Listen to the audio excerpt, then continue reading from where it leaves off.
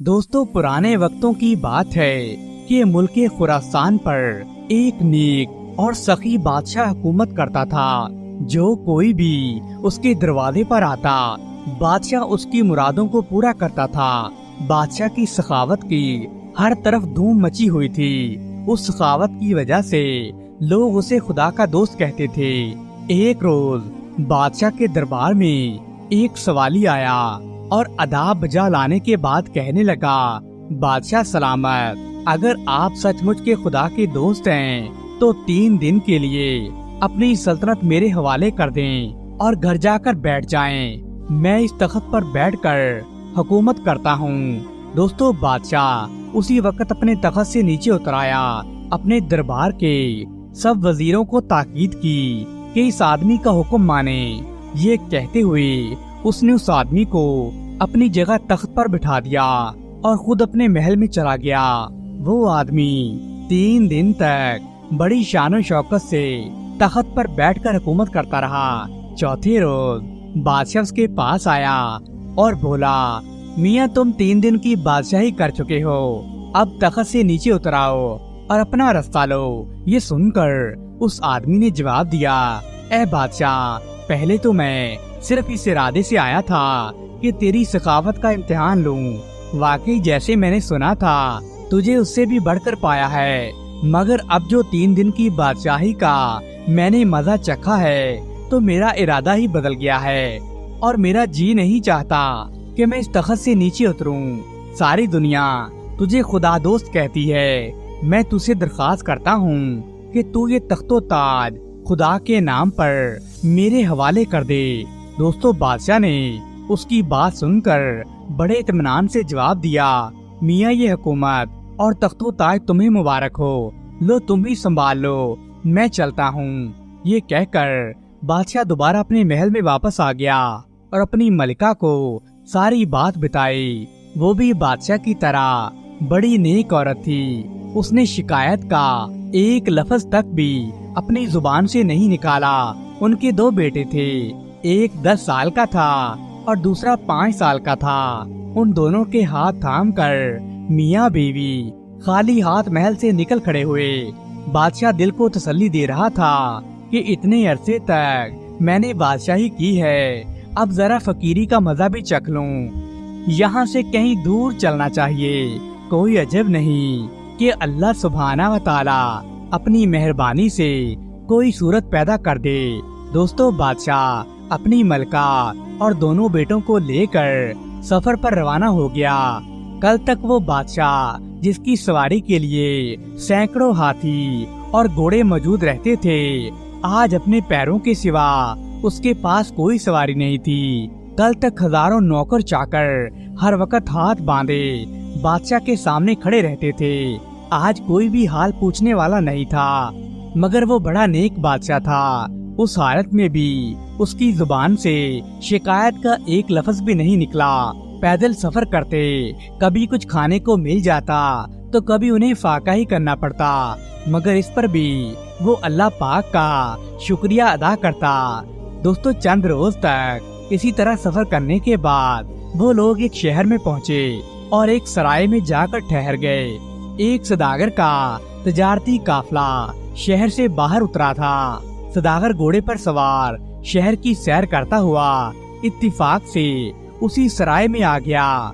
उसकी नजर जब मलका पर पड़ी तो उसे देखते ही समझ गया कि ये औरत किसी अच्छे खानदान की मालूम होती है। उसने सोचा कि अगर इस औरत से मेरी शादी हो जाए तो मेरी इज्जत बड़ी बढ़ जाएगी। उसने बादशाह के पास आकर सलाम किया तो बादशाह ने सलाम का जवाब दिया तो सदागर रोनी सूरत बनाकर कहने लगा, मैं फलां शहर का ताजर हूँ और मेरा काफला शहर के बाहर रुका हुआ है। मेरी बीवी बड़ी बीमार है, कोई ऐसा नहीं है जो मेरी बीवी की देखभाल कर सके। आप तो खुदा के नेक बंदे मालूम होते हैं, इसलिए अपनी बीवी को 1 दिन के लिए मेरे साथ भेज दें। शायद उसके जरिए मेरी बीवी की दर्द और तकलीफ कुछ दूर हो सके, वरना मेरी बीवी मर जाएगी। दोस्तों, बादशाह और मलका ताजर की बात सुनकर घबरा गए। वो बड़े नेक दिल लोग थे। तो बादशाह ने मलका से कहा, اس محتاجی کی حالت میں بھی اگر ہم کسی کے کام آ سکیں تو یہ ہماری خوش قسمتی ہوگی۔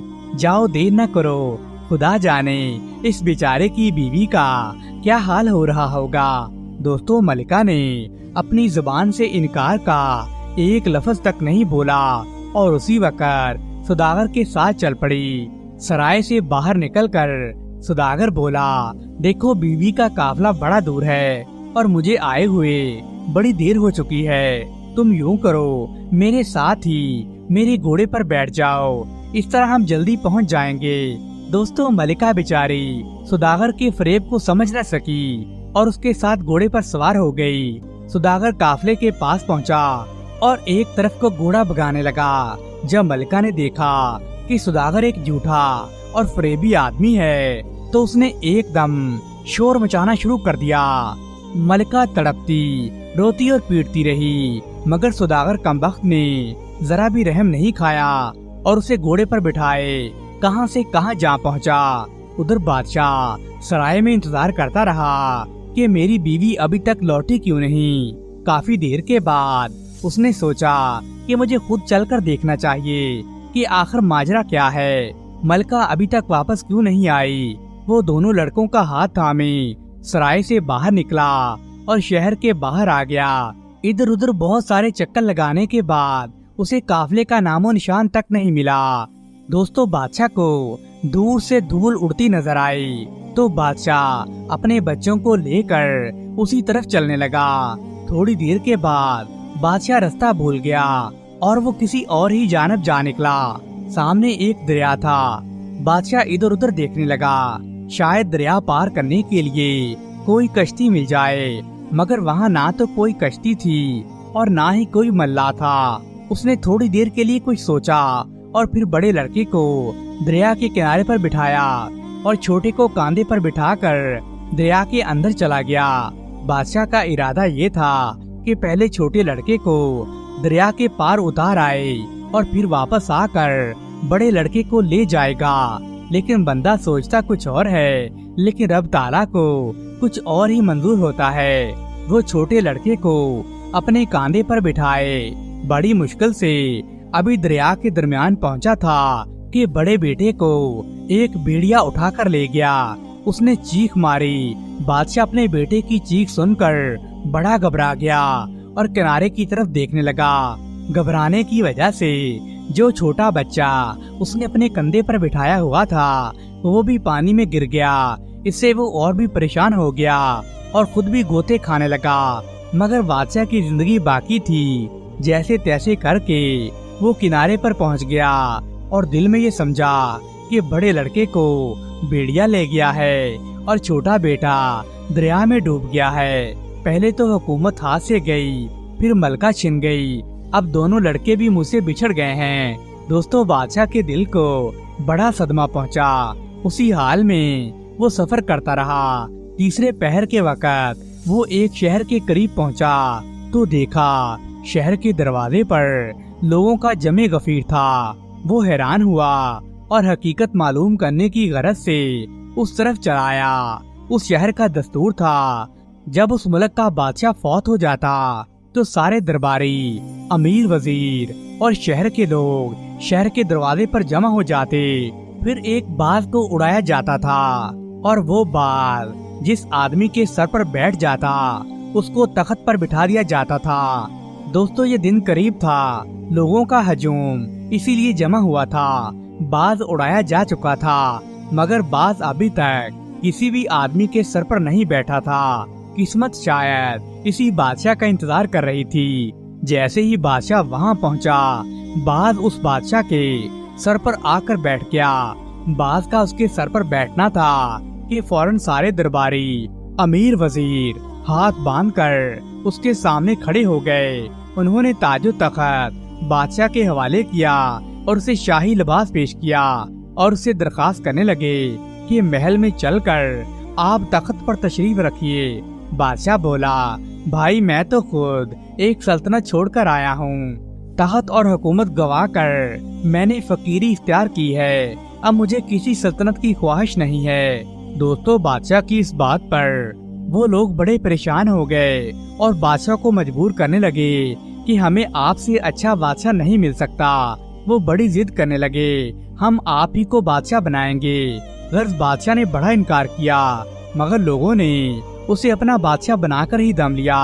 اسے شاہی لباس پہنا دیا گیا، سر پر تاج رکھا گیا اور محل میں لے جا کر شاہی تخت پر بٹھا دیا گیا۔ دوستو، آخر بادشاہ نے بھی سلطنت کو خدا کی طرف سے ایک انعام سمجھا اور بڑے نیکی اور انصاف پسندی کے ساتھ حکومت کرنے لگا، مگر دل میں اسے ہر وقت یہی غم رہتا تھا کہ اس کے بچے اور بیوی کہیں گم ہو گئے ہیں، اور انہیں یاد کر کے اس کی آنکھوں سے آنسو آ جاتے تھے۔ دوستو، بادشاہ کے دونوں بیٹوں کا حال سنیے۔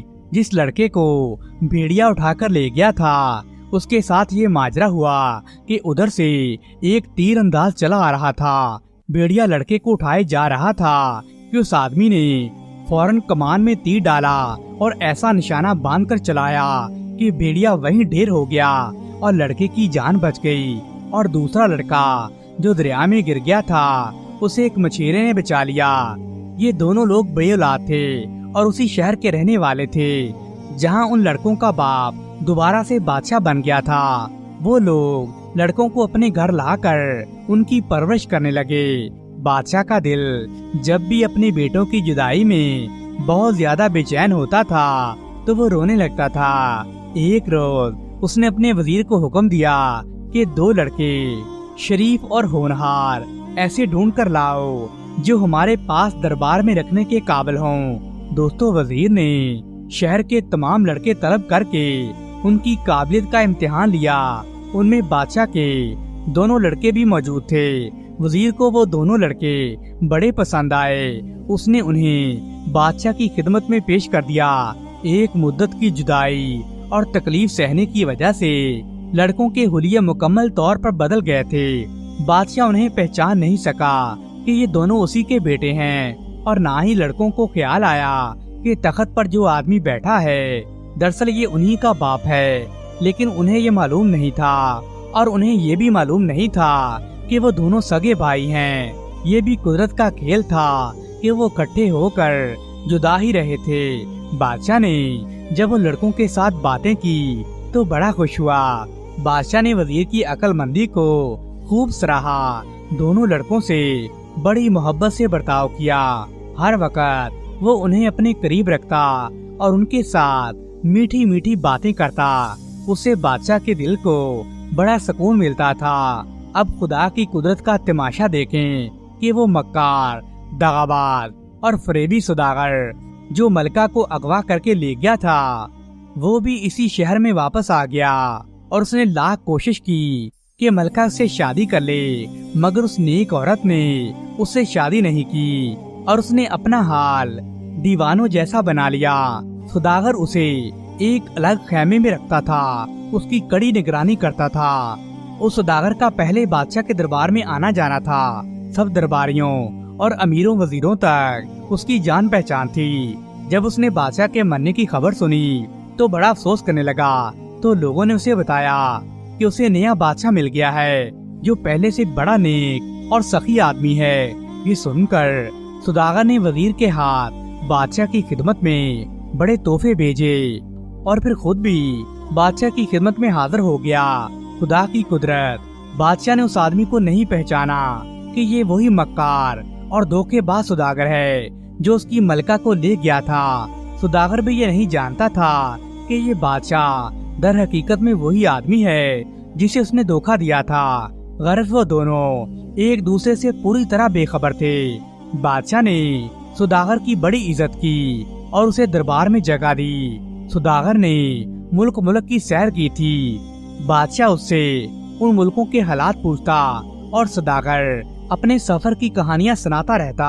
ایک دن بادشاہ سوداگر کی خدمت میں حاضر تھا کہ باتیں کرتے کرتے شام گزر گئی تو بادشاہ نے کہا، تم آج رات یہیں رک جاؤ، ایک ضروری معاملے میں مجھے تم سے مشورہ لینا ہے۔ دوستو، سوداگر وہیں رک گیا، لیکن وہ تھوڑا پریشان تھا۔ بادشاہ نے پریشانی کا سبب پوچھا تو سوداگر بولا، حضور، بات دراصل یہ ہے کہ میری بیوی پاگل ہو گئی ہے، اس کی دیکھ بھال میں خود کرتا ہوں اور مجھے ہر وقت یہی ڈر لگا رہتا ہے کہ کہیں ایسا نہ ہو کہ وہ اپنے پاگل پن کی وجہ سے کہیں بھاگ جائے اور کسی مصیبت میں نہ پھنس جائے۔ تو بادشاہ کہنے لگا تم یہیں رہو اور بے فکر ہو کر اس عورت کی دیکھ بھال کا بندوبست ہم خود کر دیتے ہیں۔ بادشاہ نے کہہ کر ان دونوں لڑکوں کو سوداگر کے خیمے کا پہرا دینے کا حکم دیا۔ دونوں لڑکے حکم سن کر بجا لائے۔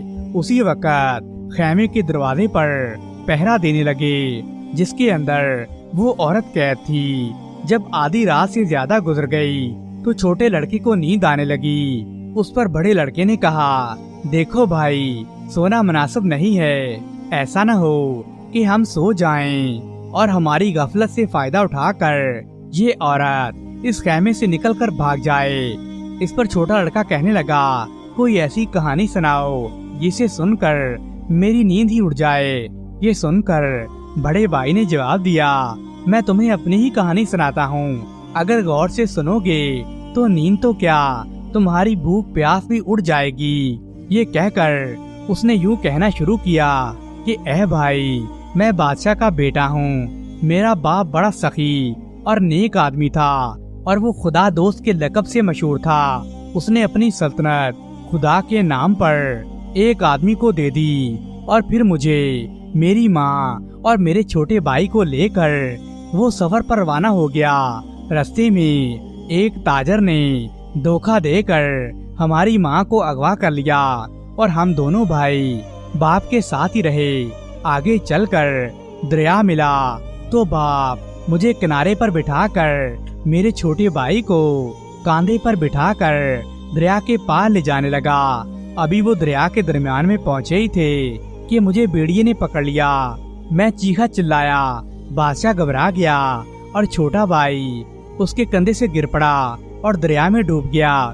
اس کے بعد مجھے نہیں معلوم کہ کیا ہوا ہے۔ ایک تیر انداز نے بھیڑیے سے میری جان بچائی۔ اب قسمت اس بادشاہ کے پاس لے آئی ہے۔ یہ سن کر دوسرا لڑکا فوراً اس سے لپٹ گیا اور کہنے لگا بھائی جان، دریا میں گرنے والا وہ بچہ میں ہی تھا، مجھے ایک مچھیرے نے ڈوبنے سے بچا لیا تھا۔ وہ دونوں بھائی گلے مل کر اتنا روئے کہ خیمے کے اندر عورت اچانک چونک پڑی اور پردے کے پاس آ کر ان کا حال پوچھنے لگی۔ انہوں نے سارا واقعہ بیان کر دیا تو عورت نے خیمے کا پردہ الٹا میرے لال کہتے ہوئے وہ لڑکوں سے لپٹ گئی۔ انہیں بتایا کہ میں اب تک سوداگر کی قید میں ہوں۔ وہ دونوں لڑکے ماں پکارتے اس کے قدموں میں گر گئے اور دونوں بھائیوں نے اسی وقت یہ خبر بادشاہ کے پاس پہنچائی۔ بادشاہ کو ابھی معلوم نہیں تھا کہ سوداگر کی قید میں جو عورت ہے وہ اس کی اپنی بیوی تھی، لیکن جب اسے معلوم ہوا کہ وہ عورت ان دونوں لڑکوں کی ماں ہے تو چاہا کہ سارے معاملے کی چھان بین کر کے دودھ کا دودھ اور پانی کا پانی کر دے۔ بادشاہ نے اسی وقت عورت کے لیے سواری بھیجی اور اسے اپنے دربار میں طلب کیا۔ جب وہ عورت بادشاہ کے سامنے آئی تو بادشاہ کو یہ سارا ماجرا دریافت کرنے کی ضرورت ہی نہیں پڑی۔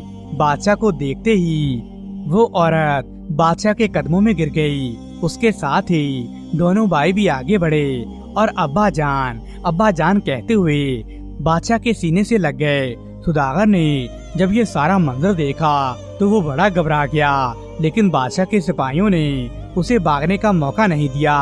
گرفتار کر کے اسے قید خانے میں ڈال دیا گیا۔ اگلے دن بادشاہ نے اس تاجر کا سارا مال و اسباب ضبط کر کے اسے پھانسی پر لٹکا دیا۔ اب ذرا اس آدمی کا حال سنیے جس نے بادشاہ سے بادشاہی لی تھی۔ اس شخص نے بادشاہ بن کر تباہی مچا دی، ظلم و ستم کا بازار گرم کر دیا اور اس نے ملک میں قتل و غارت شروع کر دی تھی۔ امیر وزیر درباری اس سے بڑے تنگ تھے۔ سب لوگ ہر وقت پریشان اور خوف زدہ رہتے تھے۔ امیر وزیر سب لوگ اسی فکر میں رہتے تھے کہ کسی طرح انہیں بادشاہ کا پتہ مل جائے تو اس ظالم کو ہٹا کر وہ دوبارہ سے اپنے بادشاہ کو تخت پر بٹھا دیں۔ جب یہ خبر بادشاہ کے پاس پہنچی تو بادشاہ ایک نئی سلطنت کا بادشاہ بن گیا تھا۔ اس وزیر نے उस जालिम बादशाह को जहर देकर हलाक कर दिया। उस जालिम बादशाह के जुल्म का खात्मा हो गया। दोस्तों, इस तरह बादशाह दोनों रियासतों का हुक्मरान बन गया। कभी वो पहली सल्तनत में वक्त गुजारता तो कभी दूसरी में। इस तरह वो अदल इंसाफ के साथ दोबारा से हुकूमत करने लगा। दोस्तों, अगर आपको ये कहानी पसंद आई है तो हमारे चैनल को सब्सक्राइब करें। शुक्रिया।